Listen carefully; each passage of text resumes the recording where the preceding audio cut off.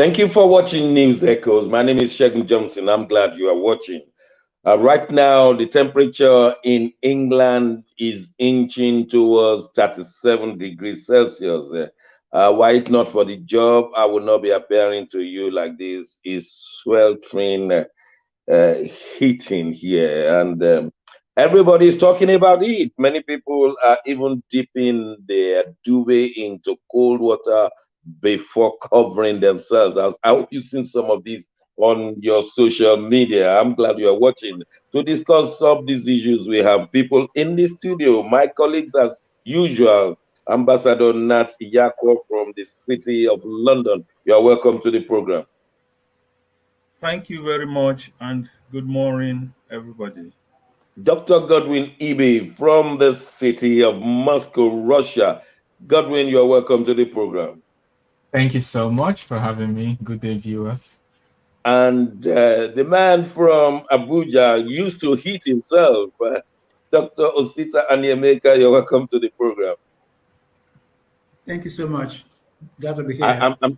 I'm sure you are used to this heat we are complaining about here. Where are the heat people? We are Africa. Last but not the least, our man in Milan, Mark of Milan. Mark Godwin, you're welcome to the program. Thank you very much, Dr. Shagun. Good morning to the viewers. Let's just discuss about this unusual heat. Here in the United Kingdom, some houses are burnt. We've seen in other places in Portugal, Spain, where houses are burning. We've never seen anything like this before in the United Kingdom. 41.2 was the highest yesterday, and they've been recording in the United Kingdom since 1908. That's when the Metro have been recording temperatures exactly 10 a.m. every day. That of yesterday was never been seen. The record has been broken in every city. The highest temperature. The schools, many of the schools were closed. Many of the roads were closed. Even the airport in Luton was closed because of the crumbling of the runway. And these are the challenges. We've never seen anything like this before. Maybe the good news is that the beaches are full of people. I tell you, all of them, maybe most of them, topless. Ambassador Nat, tell us, let's start from London and we go through all these cities in the in this continent of Europe. They've never seen anything like this before. But I'm sure you coming from the northern part of Nigeria, you've seen some of these before. Ambassador Nat, what's happening in London? Well, history is being made in London as it concerns the weather. The mercury keeps shooting up. We only pray that it will start coming down as from today. There was some rain yesterday around lakeside in the south of England. But again, as Dr. Johnson has said, since UK started keeping their records, the meteorologists, they've never seen anything like this before. But definitely, I think if we are talking of climate change, the the the the, the push up has been geometric. It's never been like this before, and some people are saying the temperature is just a response to the human activities. There is Is this it a saying that shock? Is it a shock to the economic system? Has it affected the economy? Or everybody, the business is going on as usual? business cannot be as usual, because if your train tracks cannot accommodate Movement. the heat, if the tarmac cannot accommodate the heat, then do have negative impact on the economy, and especially the health of individuals or the health of the nation. Uh, the the populace are not used to this type of weather shoot up, and the system was not designed for this type of weather. Most houses don't have air conditioners in their houses, even the offices. And so I think some organizations had to close down temporarily. Some schools closed temporarily. Okay, The thank you economic very much. activity. This is very interesting. Somebody said the United Kingdom should just forget by calling itself a temperate country that we are now a tropical country. It's just like Nigeria or any place south of Sahara. Let's quickly run down through the major countries of Europe. Mark, you are in a position. Just tell us briefly, in 1 second, in one statement or two, what's happening in Italy, Spain, Portugal, Germany, France, in terms of temperature. Yes, similar situation, even worse than what is happening in UK. But because the Western Europe are a little bit used to this temperature, they are coping. But it's stopping a lot of things. Infrastructures are burnt down. We have situations where, because everybody here in the west of Europe, most homes have ACs, air conditioned. So imagine a population of about 10, 20 million people all using AC at the same time. So the grant, the electricity grant goes down. So we'll be having light electricity failure also. And in Spain, it's fire burning, bush burning, deforestation, and so many of the problems. In France, similar thing. West of France is experiencing some bush burning.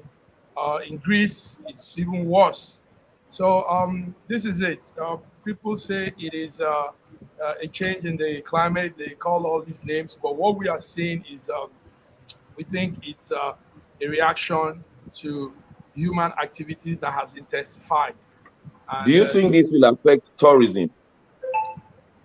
well, most parts of the Western Europe have built-in tourism facilities for occasions like this. So rather, it will bring in more tourists into the western side of Europe, into Spain, Italy, Greece, Malta, and some of those places, Portugal, because they have situations that can cater to the tourists when they come for occasions like this. So, All right. but you might be experiencing a movement out from UK to the west of Europe. Thank you very much. Let's fly straight into Russia. Dr. Godwin, what's going on in Russia in terms of temperature? Is it as hot as that of London? Of course not. It's actually cool. Cool summer. Right now, we had heat wave, but it's cool down. Right now. What's the temperature like? I think yesterday was about 18. The lowest. I think now let's check very quickly. It shouldn't take a minute. Yeah, it's 17. 17. Yeah, so it's reduced That's by good to 1. know. So you Yeah, guys are but comfortable there. there's some implications of this heat wave, which is very important to note. Number one, we are speaking only about the heat, but we also need to talk about the fact that metals are expanding or can expand because of the heat, will make a lot of infrastructure like bridges collapse or jam. You are Uh, right. You are right. It not only the discomfort, but we are also talking about the homelessness because people are encouraged to leave their homes, so they cannot work or stay at home. And then another implication of this is rubbing to our face the effects of global warming. Now, why is this also important in terms of geopolitics as pertaining to Russia? Because for many countries in Europe, they switched to nuclear energy, natural gas, instead of dirty sources, traditional sources like coal. But because of this geopolitics, they are now reviving coal and going back to energy sources that are very But carbon heavy. is it not because Putin is fighting Ukraine? That's why they are resulting. Russia is not giving them the energy that they were used to get, There, and there, therefore, There are disagreements on East-West, that's clear, but I'm not here to blame who the reason, but I'm here to only state the actions. The result is that the action is that the Europeans Yes, are going back you are to so right. You are so right. The Europeans are going back to their vomit. They said they will carbon never use heavy. coal energy again. Now they've gone back to that vomit because they are fighting in themselves between brothers in Russia and Ukraine, isn't it? Well, geopolitics, if we go to the history of geopolitics, it will start from 2013 when the eastern part of Ukraine were not happy with the, frankly, do I call it coup d'etat or change of government, which didn't favor them. And lots of Russian speakers had to die, about 13,000 of them, as we've reported so many times on this program, That will by take the a long United. time. That will take a long time to Very discuss and agree on, isn't it? exactly. Yeah, it'll take Okay, a long okay, time. okay. Let's ask the man. Thank you, Dr. Godwin. I like Mhm. the vastness of your understanding of that history. But I want to jump into Abuja. 41 degrees Celsius. Have you ever experienced that in Abuja or the northern part of Nigeria, Dr. Osita? Um, I don't believe I ever believe that I was going to say what I'm going to say now, ever. Today is July 2022. There's Mm, extreme heat in London. There's power surge in Europe. This is this is extraordinary. And then mm. we're also talking about waterways debacle. We're talking about crisis at the airports, rail stations, flight disruptions, transportation problems, scarcity of food, farmers in jeopardy. You're describing Nigeria. There is no other way to say it. This is really the world coming to a halt, at least temporarily, for you guys to understand what it means to be African. I am, No, I no. am, I am living my life. I'm living my life. I didn't sleep with power. Massive Godwin is there complaining about power surge in Europe. Of course, we will complain. The fact is that this change will come once in a while, and when we see it, we'll leave it. You can imagine airports shutting down in a Yes, place like the UK. It's been yes, happening. because of this. Flights been Mm. disrupted. The first time I was in Heathrow and there was a delayed flight for a season because of lighting, people were screaming. The kind of English I heard, people were speaking everything under the sun. Imagine what they'll be saying now. I imagine what they'll be saying now. So yeah, yesterday No, myself no. and Let me tell you. people, Let me tell you one of the statements I had from the government yesterday. Please okay, do not do barbecue because it may lead to spark of fire. Please put off your cigarette stubs very well because it may lead to fire. I Please, can so you are imagine. asking Europeans not to smoke. That's what they were saying. Don't smoke. Don't do I can barbecue imagine. during summer. I Then can they said imagine. something. They said that don't put your glass on the grass. I still don't understand that one, and it's coming from government sources. In any case, It's scientific. uh, It, it's it, very it's interesting that you said we are coming to the African way of living, Yeah, except yeah. for the Welcome to my Russians. world, guys. Welcome to my world. I am jealous that Dr. Ibe is having a good time. But Dr. I'm Ibe, sorry for you how guys. many Very rooms much. do you have for us? We're heading for Russia. How many what? Sorry? Rooms. Do you have rooms for us? Enough, more than enough, more than enough. Come over to Russia. You have fun. After all, the people who came for the World Cup said it was the best organized so far. They had lots of fun. Okay. You pay for adverts later. But talking about Russia as well. President Putin was in Iran. What was he doing there? It Mhm. looks like he's looking for friends. Normally, Iran has always been friendly to Russia, but he went to Iran and was signing pacts. What was that all about? Oh yeah, so it was a trilateral talk, not only with Iran. So Turkey, who is a member of NATO, or NATO, Mm, however it's pronounced these days, was yeah. also there. So these are friendly countries in terms of economy. The trade turnovers between these countries is enormous. So they've always been close allies, maybe not allies, but economic partners. I would rather use that term. So what did Putin go there to discuss? Mostly the situation with Syria. We know that Turkey launched an invasion. which had to be coordinated with Russia, who is on ground in Syria, officially invited by the Syrian government, and we also have the US in Syria. So it's a whole proxy conflict over there. But the Syrian government have been able to take back most part of Syria, so it requires coordination. Then also on the sidelines, Gazprom was able to sign a historic deal with a national Iranian oil company. It was a 40 billion deal to explore the Kish and North Pass gas fields, which produces an extra 100 million cubic meters per day, which is good for supply. We are saying that there isn't enough oil and gas in the world. Europe has an energy crisis going on now. And so every extra gas or oil in the market will help to contain prices and will be, of course, beneficial, more beneficial for, let's say, Europe and other next energy but you know, the presence of Putin in Iran will be suspicious to the West. What do you think the president of America is thinking? Yes, of course. It's been we heard from official sources that Iran has been warned not to sell drones to Russia, but Iran has said they do not intend to. They do not have any plans for that or intend to exacerbate the conflict. But even if Iran was going to do that, I doubt they would need America's permission, or they will go out saying it on the news. So all these are just. America's priority right now is the nuclear deal. Yeah, how is it called? How is this JCPOA deal? And trying to keep Iran not making nuclear. Okay. Dr. Ebe, I'm sorry to cut you short, but I'm going to ask you one more question before we jump over to the United Kingdom, where Kemi Badenoch has been knocked out of the race. But one more question for you. When will Putin declare that he has won and stop handing Ukraine?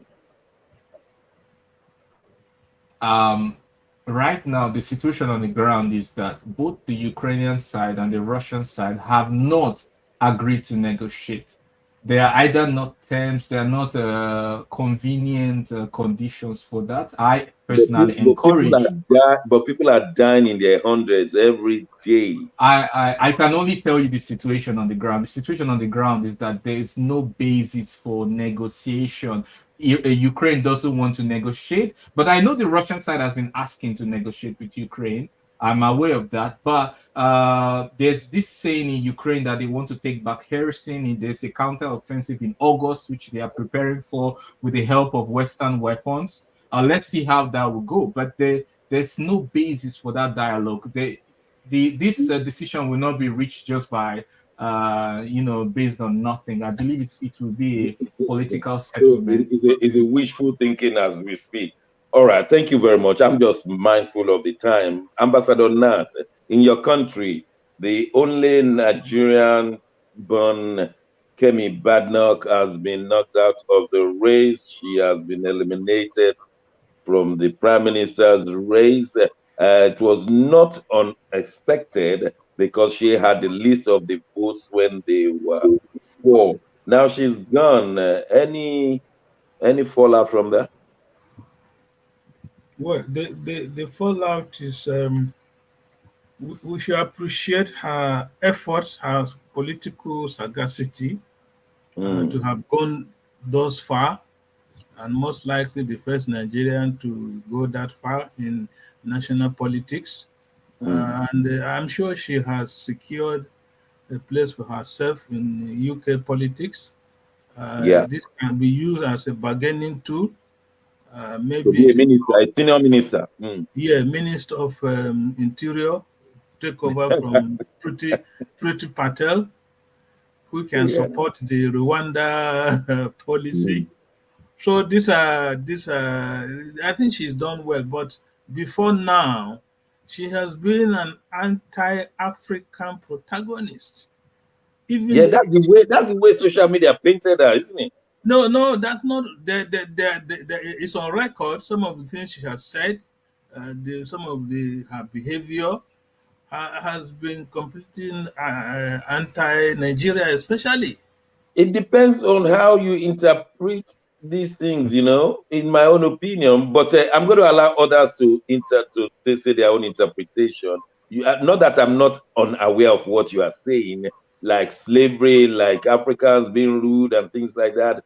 But then I want to ask Mark Milan to please, if it's possible, the studio should release a video clip where David Cameron has predicted that an Indian was going to be a British Prime Minister one day. Listen to this. But the British public did something momentous. They elected more members of Parliament of Indian origin than there have ever been before. With Rishi Sunak, Alok Sharma, Suella Fernandez in Parliament, with Shailesh Vara in the Ministry of Justice, and with Priti Patel sat at my cabinet table, I know one thing. It won't be long till there is a British Indian Prime Minister in Downing Street.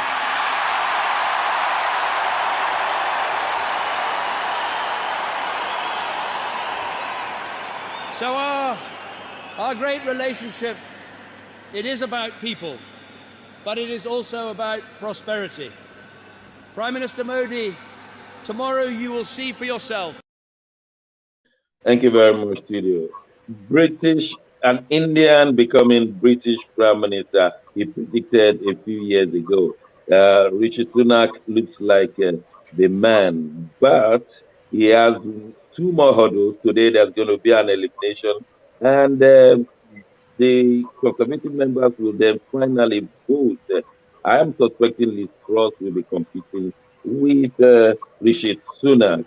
If that is the situation, Liz Truss or Penny Diamond with Rishi Sunak, who will you be putting your money on, Ambassador?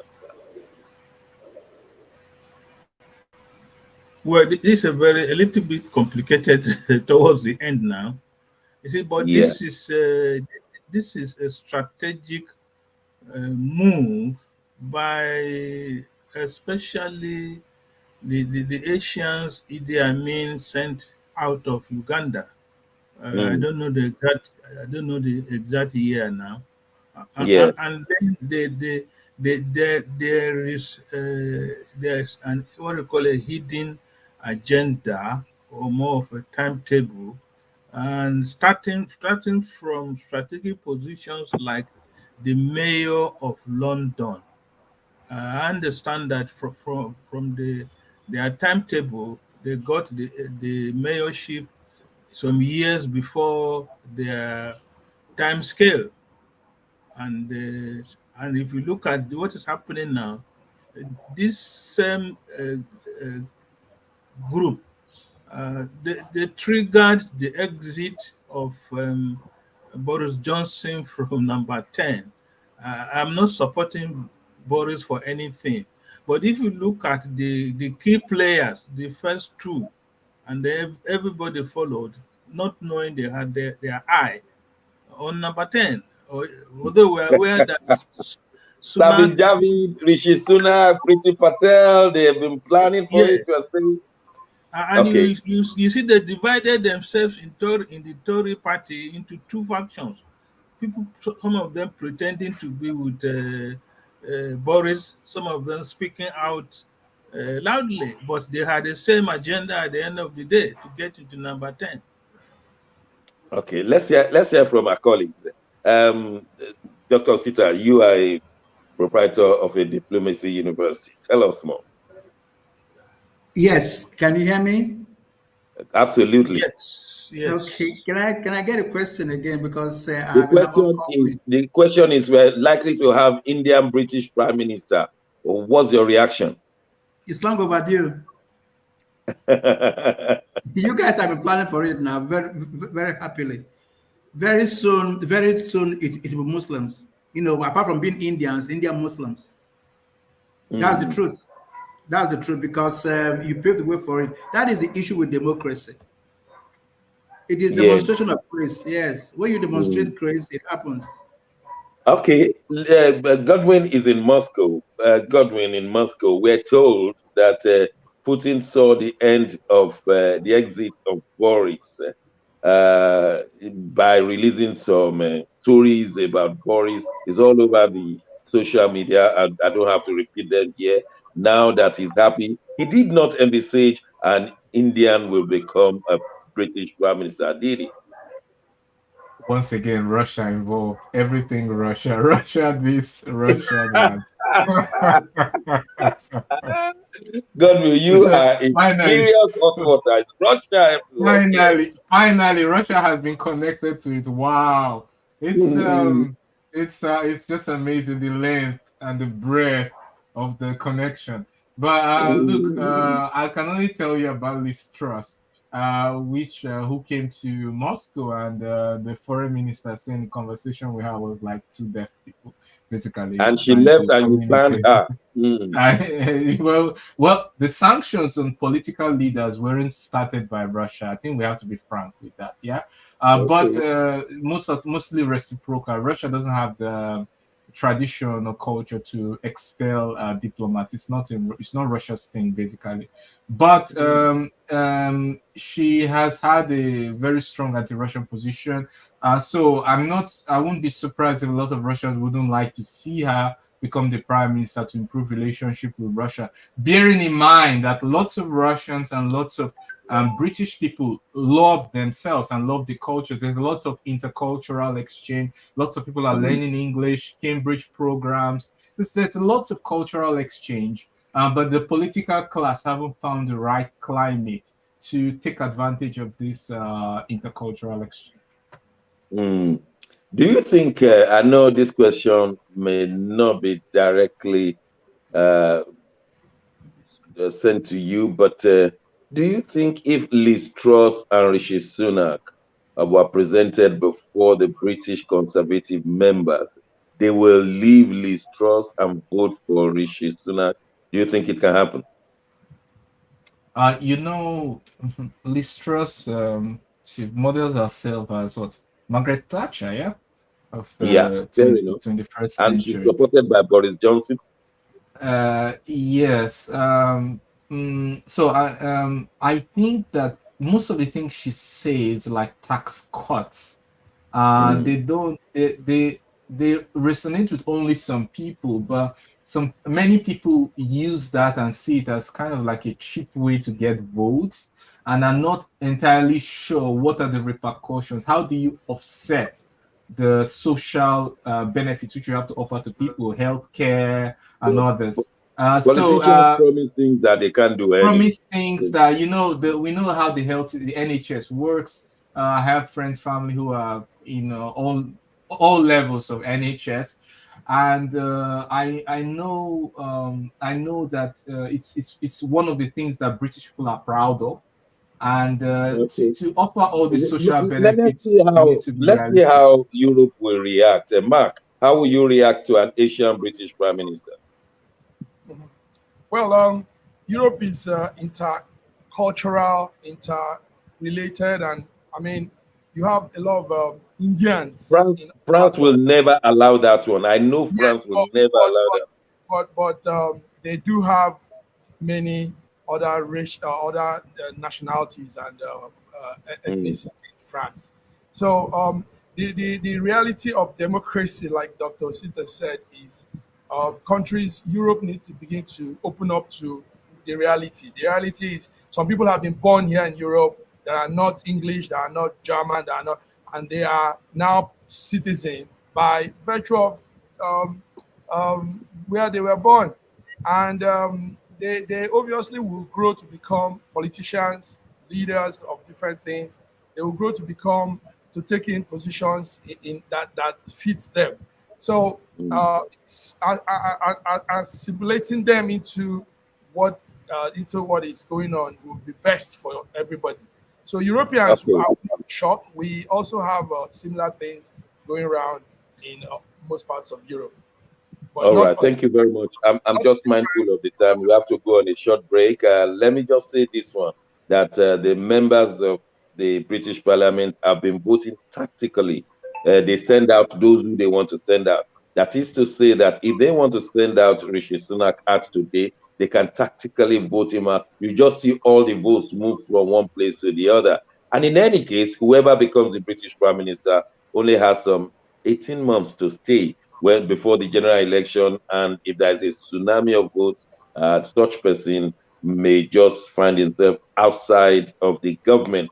Therefore, Rishi Sunak, Liz Truss, Penny, I don't think they're going to be there for long, whoever becomes the British Prime Minister. But watch out for tactical voting today, and whoever goes out must be must have been voted out on a very, very sound tactical basis. Let's just put it that way. We're going a short break. When we return, the APC, the ruling party in Nigeria, is it whittling down with the loss of Osun gubernatorial election, and what are the challenges there? Don't go away. We'll be right back.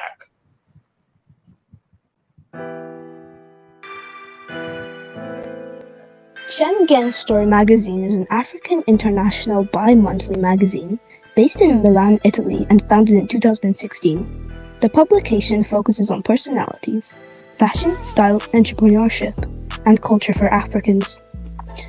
Though articles on food, movies, fitness, music, travel, sports, technology, and books are also featured. Our lives full of best stories. A lot can happen in a month. Expand your mind, change your world. It's Schengen Story magazine's full editions, celebrating Africans make an impact. Read better, the inside story. Your fashion magazine for a better lifestyle, inspiring stories for you. Your monthly dose of entertainment, a better mind keeping you updated. Hashtag Schengen Story magazine. Get Schengen Story magazine full editions.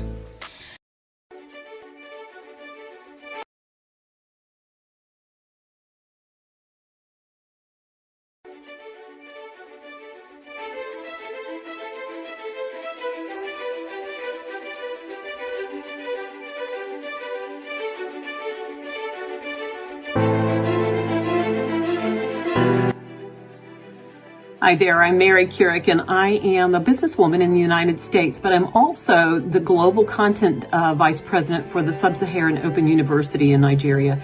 I could not be prouder to work with Dr. Osita Anamika and his team on helping to create not just entrepreneurs and skill-based talent that will get out into the workforce and make a living for themselves, but also young leaders. And to that end, with this integrity-rich university environment that's accredited now, and it's just an amazing opportunity for anyone there of any age to jump on board and learn, we want to let you know about a new offering that we have. We have a global governance and diplomacy course now provided by a whole team of people that crosses several countries to put together these resources and lots of great information for those of you who might be on the path toward public service and diplomatic service, NGO leadership, that sort of thing.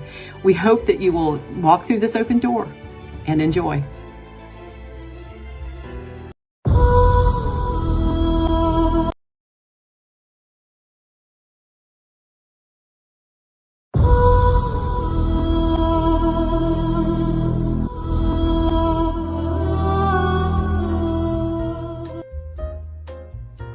When I wrote the book, The Final Solution, the Lord gave me some things in the spirit realm to see going to happen here. And that is why you need to get a copy of this book, not because of the purchase, but because of the contents. We've not spent 2 weeks. Now we have seen the problem in Ukraine, Russia, and Belarus, Donetsk, Luhansk, and all the other surrounding nations, talk less of the Western countries and the Eastern countries. We want to pray that this stops where it is. Some people are even imagining a third world war. I pray that there'll be no third world war. But we need to know the solution to all of these problems, and they are well packaged in that book, The Final Solution. The amount of money is next to nothing. Go to Amazon and buy this book. Go to the Kindle, go to KDP and buy this book. It's very important. So it is in Amazon and Kindle. And of course you can purchase the paperback, but it's not about the money. It's about the contents to have solution to Ukraine, to Russia, to the West, to the East, and indeed all parts of the world. Do get a copy and let's start operating the solution of God to our time.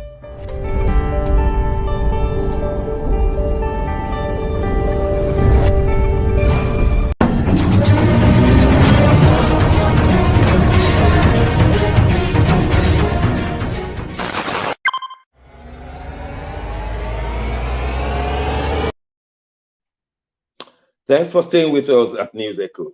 The Osun gubernatorial election has been concluded. The PDP has won, and the dancing senator has been crowned as the dancing governor. In essence, Ademola Jackson Adeleke won with some challenges. We understand that his own party members have taken him to court as not being the proper winner of the primaries. But we are yet to know what the result will be. By tomorrow, we understand the Court of Appeal will be deciding that tomorrow.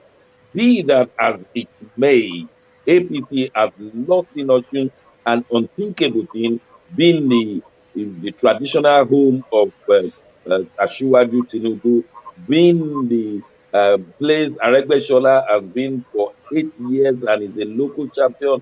So many factors for the loss of APC. Some people said it was the Muslim ticket of the APC. Some people said it was mismanagement of Osun State. I don't know many of these things, but there are people who know on this platform. Ambassador Nat, can you please tell us a few things? What's going on there? We see people thinking APC starts going down now. Thank you very much. Today is Wednesday, the 20th of July.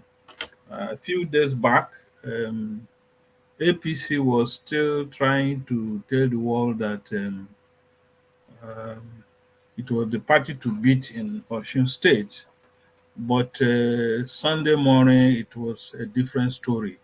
The table has turned over and over, and Osun now belongs to PDP for now, maybe up to tomorrow. So the Osun State, the scenario is more of the APC beating the APC in the polls because of the lack of internal democracy in APC in Osun State, and because of this anointing of individuals not allowing the people to decide who should be their governor. And so but strictly speaking, some people think Oyotola did his best in 4 years, but the people, especially the civil servants who have their pensions, especially retired civil servants, they will say the man didn't even think they needed to be attended to. And so these are the factors. Do they get full salary in Osun State now? When Aregbesola was there, he had their salary and he said he's paying salary. Have they started receiving full salary? Yeah, the 4 years ago when Oyotola took over the reins of power, he started paying them full salaries. Okay. But again, the backlog of so many things just pulled Oyotola down after 4 years.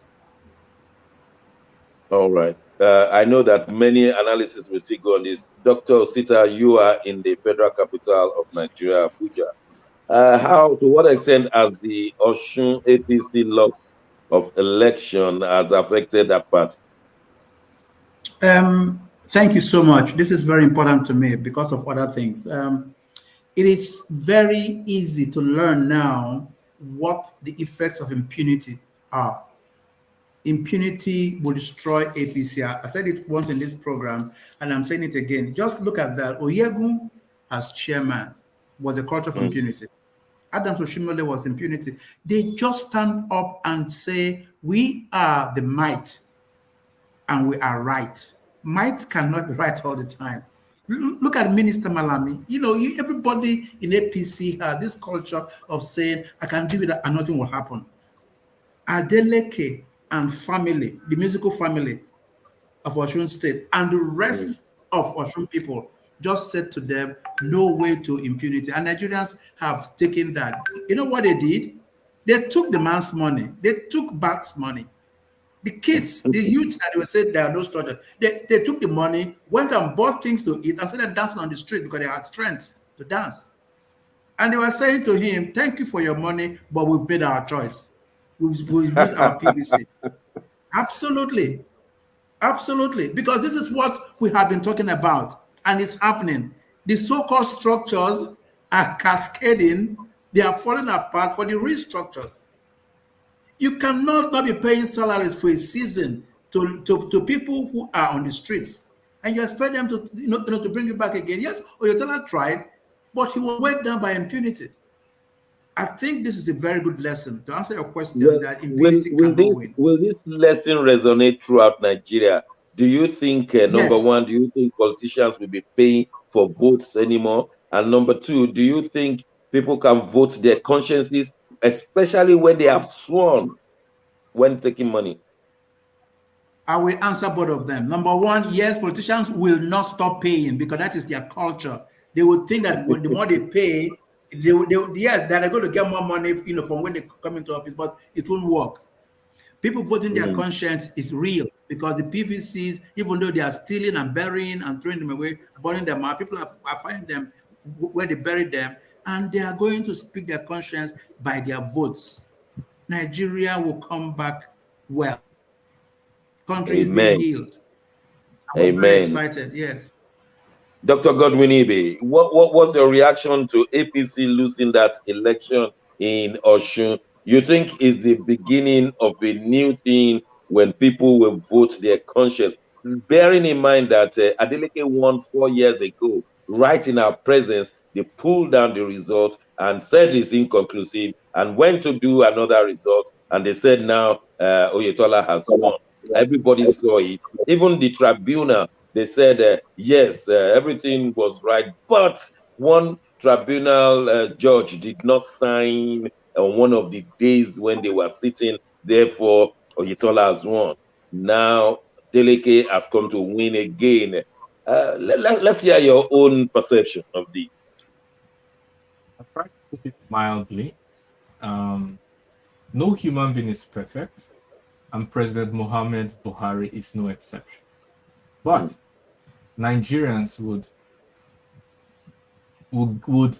ignore some of his imperfections if he allows a free and credible election. If he allows the choices of the people to go ahead, as we have seen clearly in Osun State, Nigerians will say, okay, at least he made the way, he left a legacy, as Davido said. He left a legacy for the next person to try his hands on the wheel and take us to the promised land. So in Osun State, it's clear, everyone can see that was what the will of the people. We are hoping that such results will be repeated at the presidential level, so that the choice, we all clearly can see what people want. It's clear. We had an internal popularity vote in Nigerians in Diaspora Organization Russia to get a feel of what our members think about the presidential candidate. And I can tell you that 94% of people voted for one candidate. I won't call the name because I believe it's quite clear. But if you know who I'm talking about, then it is as clear to you as it is to me who Nigerians want. In Osun State, I agree with what you have said, but in Osun State, the people took the money and voted their conscience. Do you think that can happen in the northern states? where people will be given money and they still will vote for those who are buying their votes. I mean, it's a very rare occurrence. Do you think so? It can happen everywhere, not the north. Let's not pick the north. It can happen everywhere. Even in a nuclear family, a brother can be given money to vote against his brother. It's not something new. What we are saying is that the suffering in Nigeria has gotten to a point that a lot of people are no more accepting this buying out of their conscience. We can see this already. We can see people even going to some wards and counting the ballot papers. Yeah. Oh yeah. I saw a video where they are the ward counting the ballot paper together. Say, oh yeah, count it now. Let us see how rigging will occur. Yeah, count. Let us count together. They are counting 1, 2. I'm telling you, you would think you are in a primary school. You would think you are in a primary school. You think people are saying, okay, enough is enough. Now let us count together. We can count. Let's go. Yeah, 1, 2, 3 to the end. They're counting thousands in every ward.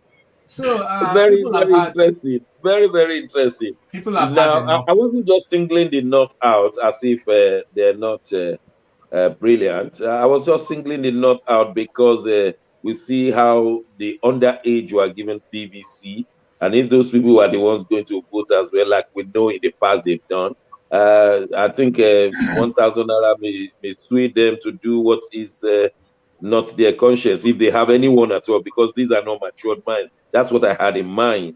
Yeah, but okay, but to add to what you've said, remember the voting for the Nigerian diaspora voting bill was rejected by the Senate, and we've had this conversation before about the fact that assuming if we're playing the devil's advocate, assuming it was approved, we probably would have voters from other republics like Niger and other places. So let's say that. Let's hope that all things work together for good. But it is clear that people are fed up with what's going on, and they really want to see improvement in their standard of living. Yeah. Thank you very much, Maki Milan. INEC with the electronic transmission appears to be doing a very good job, and that could be the only legacy some have argued that Buhari has left with us. Will that be right? Yes, sir. Very correct, Dr. Shagun. It looks like INEC is now sitting up well. The Osun situation, we will say, was pretty. INEC did a good. I mean, to what the INEC we've always known, this was impressive. Yes. I also want to say that the amendment bill on the Electoral Act that Buhari passed, that would be a kudos to him, because with that bill, a lot of changes are coming forth, and where we want to sincerely say that's a good step taken by the Buhari administration. Thank you. Okay. So, Quo Vadis, Ambassador, now, where do we go from here with the kind of politics being played in Nigeria now? It's like Peter Obi is a target of the two parties. Ashwaju was quoted to have said in one of the campaigns in Osun State, they will labor in vain, they will labor to death. It didn't go well with the Nigerian youth. But at the same time, the Labour Party did not make any impression in Osun State. It was said that the Labour Party collapsed the structure for PDP, and for that reason, some hoodlums were burning and shooting the Igbo traders. Very unfortunate. But then, Quo Vadis, where do we go from here? Well, this is more of middle of the game. We don't have a history, and we don't seem to have a future, because the Osun phenomena is more of an isolated case. The timing is coming during the off-season elections. The real test is coming up February 2023, where INEC will be handling I know there may be not in some states there will be no gubernatorial elections, but That's right. in the presidential, where 36 states plus Abuja will voting for one president of the federation, that is where our concern is going to, to be more pronounced. The BVA, the Beaver machines for capturing biometric of individuals, and then the electronic transmission of result. We should still anticipate some challenges if INEC really wants to be Are they natural challenges or man-made challenges? man-made challenges. Challenges. And again, the challenge we have is that the politicians are always ahead of INEC, because the issue of vote buying is no longer initially done by giving people money. They give you a coupon, and so that I can vote for a particular political party or a particular politician. So they've gone sophisticated now. But what do you call it? What was that word again? They have gone ballistic. Look, they are launching. I'm just mindful of the time. Let me ask Osita. Labour Party has a big challenge now. In Ekiti State, they collapsed. In Osun State, they collapsed. And yet, Labour Party is saying we don't need structure. That is, by structure, we mean wards at the members at the political wards at the local government. At one point, the INEC was saying 70% of the polling booths were not, Labour Party were not represented. And these are the things we call structure, people to be on the ground, to direct, to help, to encourage. And yet Labour Party appears to be controlling on the social media. But when it came to the moment of performance, they were not there on the ground. Osita, please help us out. Yeah, this is the problem of social media too. Everything you've heard about Labour Party not being on ground was false. Labour Party was completely denied.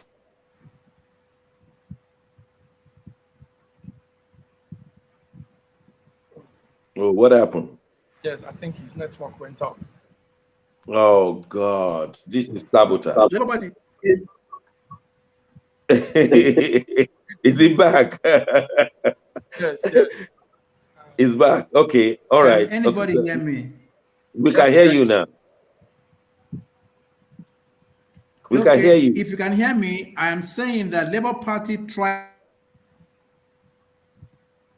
but yes, it was muzzled up.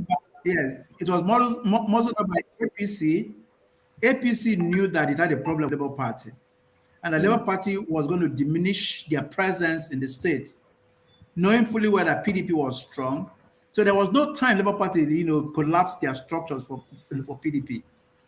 They were denied presence. They were denied mega rally. They were denied campaign. They were being beaten.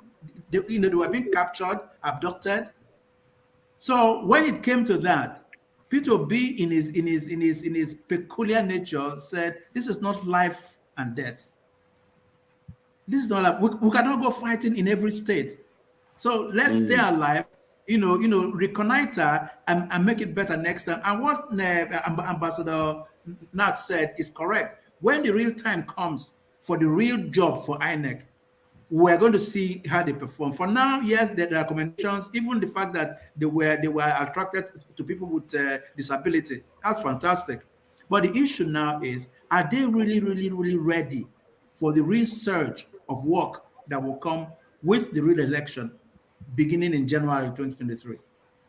That's a very real question. And I want to pass that question to Godwin in Moscow. You think Labour Party, even though majority of diasporans are rooting for them, are they ready for the real election come February 2023?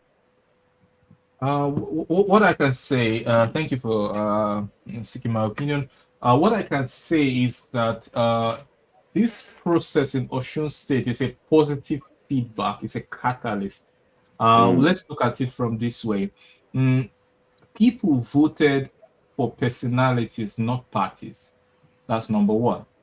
Because the candidate had a history of winning, like we said, and not still getting the will of people. So he had history. People voted for people backed up by Davido, life of celebrities. So what we are seeing is that number two, the will of the people can be successful. So the people can get what they want. Number three, what are we seeing? Because the people voted their will, more people have PVCs. So we now have more enfranchisement. So in all, it is a positive feedback for Labour Party. It will help Labour because those same people will now choose who they want because they now have PVCs. They will choose who they want in February. So it's all working out for good. Forget the fact that but how about manning the polling booths? INEC says 70% of the polling booths were not manned in Osun State. They were looking for Labour Party members. Well, I believe a lot of work has to be done. Labour Party is not as experienced as APC and PDP, no doubt. They need that experience, that connection. At least they need to know the procedure, the process, the way things work, and to be one step ahead, as Ambassador Nat said, one step ahead, even possible of INEC. This is what they need to do. They need that experience, and it's not their fault because they do not have it. They are relatively I think Labour Party should just approach you for consultancy. I mean, you are saying things they need to hear. Macmillan, other parties, ADC, NNPP, what's going on? NNPP has just chosen a bishop to be the running mate of Kwakwanso. How about ADC, Kachuku? We've not heard from him since. What's going on? All other parties are doing things, but you see, Nigeria has a way of putting their attention on one thing, and everybody just fix their eye on that one thing. And most times, other things are happening too. SDP is doing things, ADC is doing things, NNPC is doing things. A lot of other parties are doing things. The presidential candidate of SDP chose an Igbo man, isn't it? Yes, sir. You take note that nothing should be going on now till September. INEC gave a stern warning that all campaign plans and projects should be on hold. So it is in September that the campaign calendar opens officially. So for that reason, we might not hear much now, but I can bet you everybody is preparing fortifying themselves, preparing for this very strong takeover. Yes, there's a takeover coming, and we hope to see a good one coming. Thank you. Okay. All right. Time is just gone. I'm going to ask you a question, please. 10 seconds. What advice will you give to the electorate right now, starting from Ambassador now? 10 seconds. Our time is up.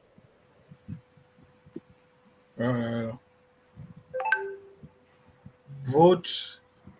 Make sure you have your PVC ready and vote by your conscience. And Dr. Sita.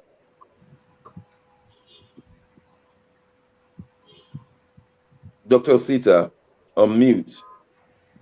I think his network is faulty. Oh, Nigeria must improve. Okay, Dr. Godwin. Borrow from Osun State experience and vote your conscience. Okay, vote your conscience. Dr. Godwin from Moscow. Get your PVCs, to vote your conscience. Nothing is impossible. We've seen it in Osun State.